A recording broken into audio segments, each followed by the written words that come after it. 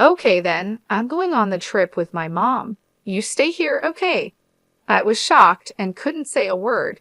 But this is the prize I won in the contest, you know. Also, if the winner doesn't use the ticket, it becomes useless. I wanted to say that, but my husband David cut me off with something shocking. If you don't like it, we can just get a divorce, he said. Excuse me. I mean, if you can't agree with what I'm saying, then we should get a divorce. His words made my feelings for him instantly fade. My name is Olivia, and I'm a 32-year-old office worker.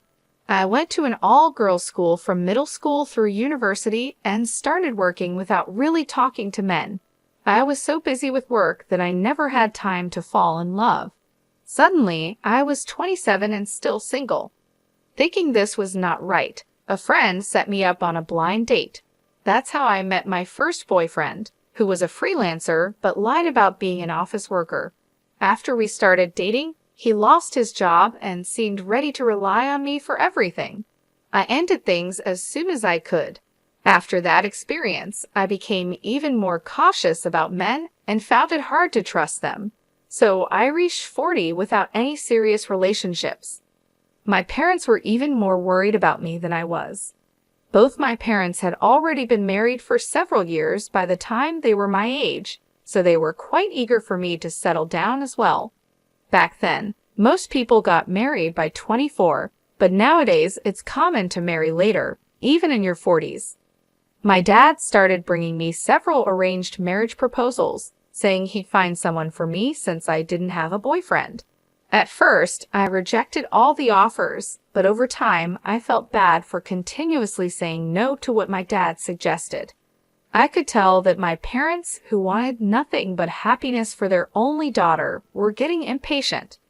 So I decided to take a positive step and agreed to go on a blind date to show my appreciation for my parents. That's when I met David, who later became my husband. David was 31, just like me. He had been to an all-boys school and never really had the opportunity to fall in love with a girl before. What I liked about him was how caring he was towards his parents. He looked after them well, often visited their home, and took them on trips. He appeared to have a good character and a stable job at a company. I checked his business card to be sure. Having learned from a past mistake with a previous boyfriend, I was very cautious. However, everything seemed normal with David, and I felt he was trustworthy. As we dated, David, knowing I was shy, took the initiative and treated me very well. I gradually found myself more drawn to him. After 3 years of dating, David proposed, and we got married. My parents were overjoyed and shed tears of happiness when they heard the news that I was finally getting married. I genuinely felt fortunate to have met a good man and was equally pleased about looking after my parents in this significant way. After our wedding, my husband and I enjoyed our honeymoon and began our married life with joy and companionship. We both had jobs, so we shared the household duties accordingly. Cooking was my forte as my husband wasn't great at it, so he took on the laundry and cleaning tasks. We worked well together, supporting each other and enjoying a harmonious married life. However, our marital bliss faced challenges after just a year. The turning point came when my father-in-law died from an illness. This event deeply affected my husband, who then started paying excessive attention to my mother-in-law, Julie, who was left alone. David, my husband, began spending his days off at his mother's house. Sometimes he and Julie would go out, just the two of them, and occasionally he would stop by her place after work to share a meal. They even started taking trips together. This situation made me feel deeply disrespected. It wasn't just about him caring for his mother, which I understood and respected, but the secrecy and the priority he gave her over our relationship hurt me. It seemed he had shifted from being family-oriented to becoming overly attached to his mother, a true mama's boy. Despite this, David appeared oblivious to the implications of his actions or how they affected our marriage. In an effort to maintain peace and hoping for a change, I decided to compromise and continue investing in our relationship. The idea of divorcing after only a year of marriage was upsetting, particularly considering how it would affect my parents. Moreover, I harbored hopes that starting a family might bring a new dynamic to our relationship, potentially shifting David's focus. The decision to not rush into a divorce was difficult, but I resolved to stick it out, pondering on the complexities of our relationship and the potential for change. I recently started a new hobby of entering contests to win prizes, which I found surprisingly enjoyable. I've been winning things like cosmetics and food by writing reviews and staying persistent. Then I won a big prize in one contest: airline tickets to Fiji. I was so surprised that I read the email 3 times. I carefully checked to make sure it wasn't a scam. It didn't lead me to any strange websites or ask for my credit card information, so it was indeed a real win. I learned that I needed to contact the airline in advance to use the tickets. I wondered who to take with me.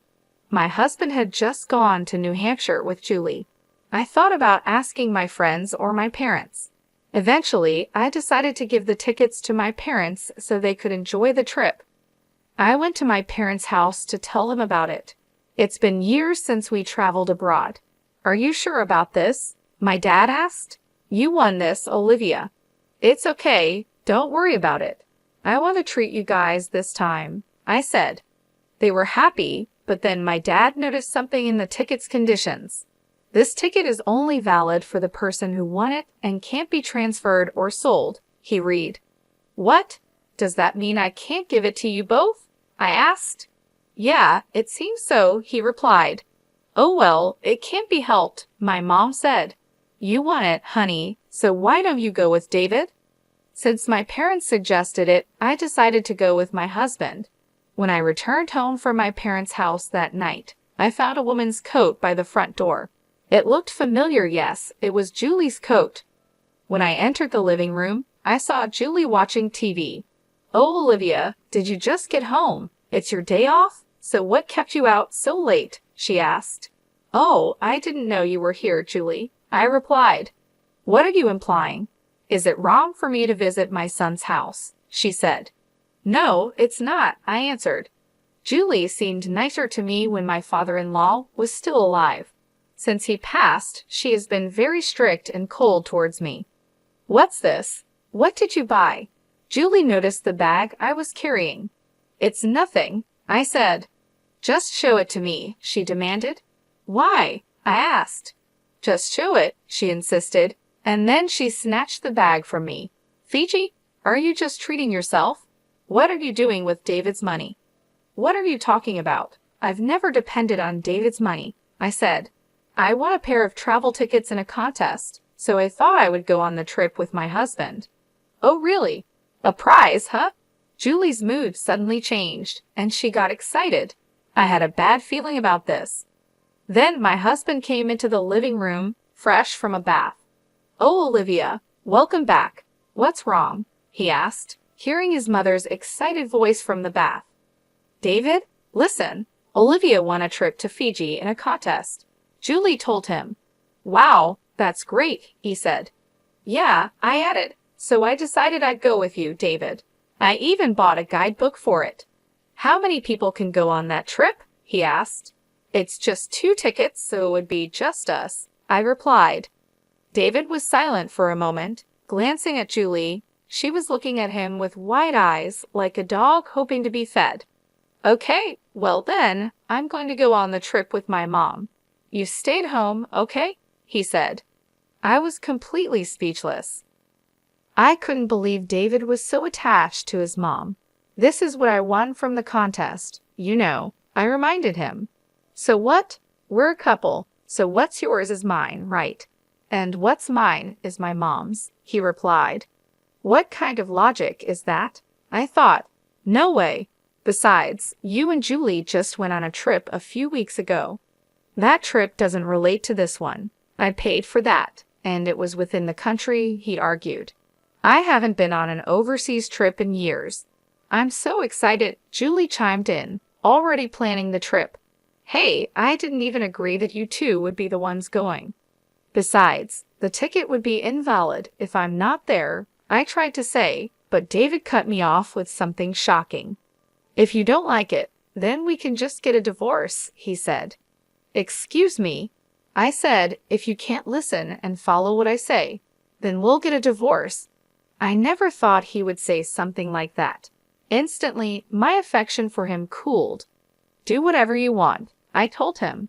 Why didn't you just say you were so selfish? Both David and Julie looked as if they had won a big fight. They took the guidebook from me and began to happily plan their trip. Meanwhile, I started thinking about what I would do after a divorce. Later, my husband asked me to contact the airline, so I did. I asked if I could give the tickets to my husband or relatives if I couldn't go. Sorry, but you're not allowed to give the tickets away, even to your family or relatives, the operator replied. Well, of course, I said, realizing this made sense. I then decided to decline the tickets I had won in the contest and hung up the phone. Afterwards, I told my husband about my decision. I called to remind you about the terms and conditions on the tickets, so please check the details. Then my husband scoffed and said, I don't need to read the terms and conditions, and left the tickets on the shelf. He probably never thought those tickets could be invalid. I told my parents about this incident. I asked them for help because I planned to move out on the day David and Julie went on their trip. My father was shocked when he heard what happened. He had suggested the arranged marriage with David, so he felt responsible. It's not your fault, Dad. He only recently started showing his true colors, I reassured him, trying to make him feel better. On the day of the trip, David was in a great mood and getting ready to leave.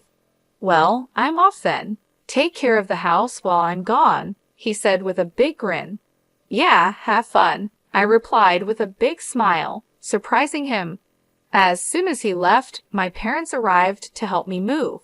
They loaded my belongings into the car, and we drove to the new apartment I had found near my office. I had started looking for a new place as soon as I got fed up with my husband. 5 hours later, my husband called me. Hello. Hey, what's going on? They said our airline tickets are invalid. Yes, that's correct. If the winner doesn't go, the tickets are invalid. I didn't hear anything about that. I told you, didn't I? I told you to check the terms and conditions. It's all written right there. You've got to be kidding me. I wouldn't even read that. Well, that's your fault for not reading it. It's like someone who gets sued and says they didn't know anything about the law. What am I supposed to do now? I already got a hotel in Fiji. They told me I'd have to pay for our own ticket fees. Like I said, it's none of my business anymore. You and Julie should just take care of it. I said that and hung up the phone. 20 minutes later, my husband called again. What now? Hey, why can't I pay with your card? Huh? My card? What do you mean? I panicked and checked the drawers, only to find that my card, which I had been using as a backup, was gone. You took the card without my permission. I was only borrowing it for a little while, but I was told by the airline staff that I can't use this card. What the hell is going on? Are you stupid? If you're not the owner of the card, you can't use it. But on the internet? Huh, internet? Oh no. And he hung up the phone. No way. I immediately checked my credit card statement for the card I used as a backup and saw charges I didn't recognize. I remembered my husband had been buying a lot of clothes and other things recently. He must have used my card without my permission. I quickly blocked the card and took a screenshot of the statement history. With this evidence, I planned to confront him later. A few days after his trip to Fiji, my husband called. Hey, what is the meaning of this? I don't see any of your stuff and belongings in our house anymore, and you left divorce papers on the table. What the hell are you thinking? Well, I can't go on living with a mama's boy who prioritizes his mother over his wife and turns into a thief using my credit card without permission. What? If you won't sign the divorce papers, then let's fight in court. Court? Oh, are you in trouble? If people at work find out about this. I see. Then I'll request my divorce through my lawyer, so you better quietly agree to the request. No way. My husband reluctantly agreed to the divorce. He accepted on the condition that there would be no division of property, and he would also pay for the credit card bills he racked up without my permission. But my revenge doesn't end there. I decided not to talk about what had happened, but I wasn't sure what my father, who had arranged the marriage, would do or say. Soon my ex-husband called me. "Hey, this is not what we agreed on. Everyone at work knows about what happened.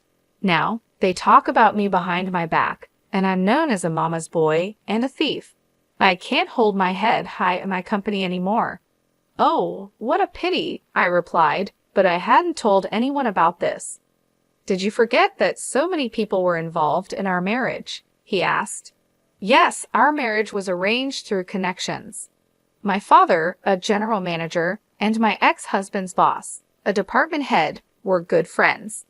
They set up our blind date because my ex-husband was a promising bachelor working under him. It turned out that my ex-husband's boss was very upset with him over this whole mess. David was now being shunned at work, and his career prospects had dimmed. As for Julie, the news had spread to her neighbors, and they started avoiding her, leading her to isolate herself at home. They both faced the consequences of their actions, and I felt no sympathy for them. Meanwhile, I focused on my career, earned a promotion, and received a raise. To celebrate, I took my parents on an overseas trip to France, a place we had all wanted to visit for a long time. We created wonderful memories together. This whole ordeal has been a learning experience for me. I'm shocked that he turned out to be not just overly attached to his mom, but also a thief. At this point, there's nothing more to be done for him. I'm relieved that my family enjoyed their time together in France. I hope I, a kind and family-oriented person, will find someone better and truly wonderful in the future. Thank you for watching until the end. Please subscribe to our channel, and we hope to see you in our next video.